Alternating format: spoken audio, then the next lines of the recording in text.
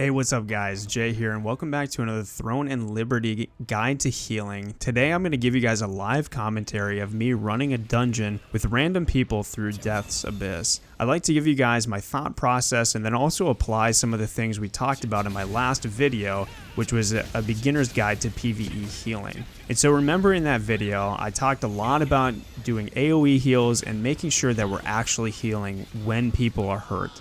Essentially, we want to enable our DPS so that they can do as much damage as possible without having to worry about whether they're not going to survive.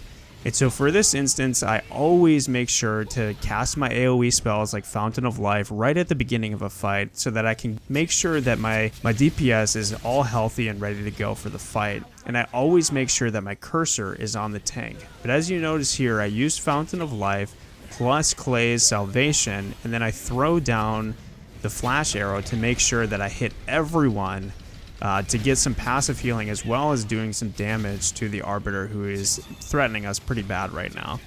So keep in mind, this is a 2300 plus gear score, so just to give you guys some perspective on what you could expect in a dungeon like this.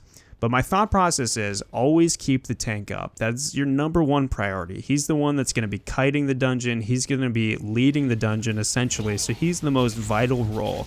And then we obviously want to make sure that we are healthy as well, because if we die, then no one is getting healing. And then not hopefully, but unfortunately, the team will wipe. And so basically here, my thought process is I always have my cursor right on the tank just in case he takes some damage that I'm not expecting, but then I'm constantly spamming my Fountain of Life and my flash arrow. Guys, use these on cooldown. I know these are really big cooldowns for us, but use them right away because it gives them that mana regeneration and it tops them off in case they take damage that, again, we're not expecting. And so for here, we decide to pull the Arbiter in the middle, which is totally fine. But as you can see, I rotate to the top #1 slot to give him a couple touches of healing so that he can get full health without having to spend too much mana. So as you get better at healing in this game, you'll realize that you actually don't need to spam heals all the time. You'll start to get more comfortable with using only the AoE spells to top everyone off at the same time. If you find yourself using flash heal too often, you'll notice that you'll run out of mana really quick. So if you look at my rotation, I'm constantly throwing down Fountain of Life, I'm constantly throwing out my flash arrow, and then I'm checking to see, okay, which ones are taking the most damage on my team and rotating to those. But as we go through this, you'll notice that once I finish healing, then I always go right back to my tank to make sure that whatever happens, I know where he's at and I know that I can heal him up if needed. So as we run through this, I also want you guys to notice my mana. Right now, I'm at full mana, so I'm trying my best to manage my mana efficiently so that I can essentially spam the healing spells if something goes wrong in the raid, or in the dungeon, excuse me. And so as we're going through this is a typical dungeon. We're just running from one side to the other, but I always make sure that I'm looking at my tank. I'm making sure that my DPS guys are healthy. Yeah, and you'll start to notice here that my #1 slot starts taking a lot of damage, and I start thinking about that, but realizing that some people, as we get higher level, they tend to sacrifice themselves to get that lever so that we can just go into the boss room right away. And so my team decides to go over, clear that side anyway, and I just check to make sure that the actual lever worked as well. But while we're doing that, I always make sure to throw down my Fountain of Life because I'm going to be leaving for a quick second just to check, and then head right back to healing them again. Again, with having my cursor on the tank as often as I can. But this time I noticed that my #2 ran a little bit too far and got himself killed there, so not much I could do about that. So I just decided here to follow the tank and continue on. Now coming up here on this next part, you're going to see a perfect example of what happens when I'm not paying attention as a healer. Right here, I'm trying to mess with my settings because I figured this chat box was just kind of getting in my way. So I'm trying to figure it out on console, but as we know with console, it becomes a little bit challenging. And as you can see, because of that, a lot of people took damage. One guy got wiped. but I'm able to quickly recover from that and try to get everyone back to full health. We do that by, again, casting our AoE spells, which will enable us to get our team up quickly. And as you can still see, I'm kind of having a struggle fest with my settings. So as I'm trying to figure that out, I'm able to heal myself, because right now, if you can see, my spells are just literally not working. And so in that moment, I was able to at least get the AoE spell off, and then continue with the rest of the dungeon.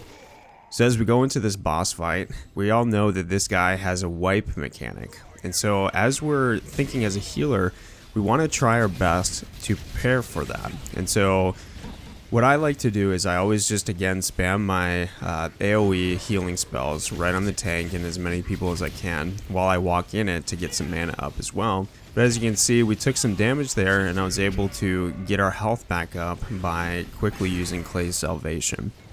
And as everyone is still taking damage, again, look at, we used our flash arrow to get everyone back up. And so you always want to, during boss fights specifically, you want to save your AoE healing flash arrow as most as you can, because that'll be your quickest way to get people up. Normally when we're going through dungeons fighting the mobs, we just want to spam all that.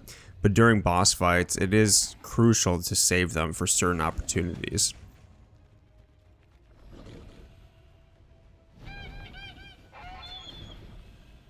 And as we fight the final boss here, Karnix, I'm going to walk through some of the tips that I do when I'm going through this boss fight, specifically during his wipe mechanic as well. Again, I'm always going to make sure that I'm going to keep an eye on my tank, because he's going to be hopefully kiting everyone away. Again, I'm still having issues with my settings on Xbox, so if you guys are on console and you see me freaking out about these settings, you probably know exactly what's going on.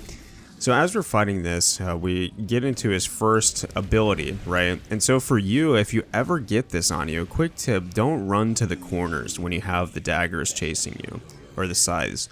What you want to do is run to the middle, drop your AoE, and then shoot your flash arrow so that you can get everyone up to full health, unless they run away, or unless he got feared like this guy did, and he was unable to be in the dark circle.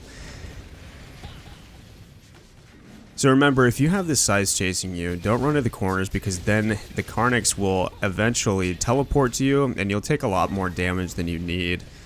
So what I like to do is I just run in the middle and run in a circle. It doesn't matter, counterclockwise, clockwise.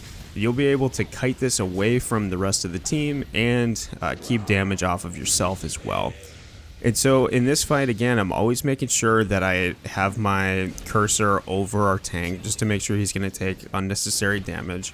And whenever he does teleport to us, all we need to simply do is backstep to make sure that we don't take any more damage from him.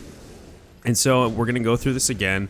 As you'll notice, I run away a little bit and he comes right for me. And so all you need to do is run towards him, sidestep him, go right back in the middle, and start circling. When the dark circle comes, make sure to drop your fountain of life down to get everyone up, and then prep your flash arrow for when everyone does take damage. As you notice on the left hand side, no one took any damage at that point. Well, they did, but we were able to heal it up. And now a lot of people are taking damage, so all we do, drop our Clay's Salvation and keep rocking and rolling with heals as best as we can. Now, towards the end of the fight, for whatever reason, it seems like people take a lot more damage, so we just have to be a little bit careful of that. But yeah, other than that, it's a pretty easy fight. Just always drop your Fountain of Life if you can, and if you're a little nervous about it, be sure to save it for that circle and then prep it with the flash arrow so that you can get everyone back to health.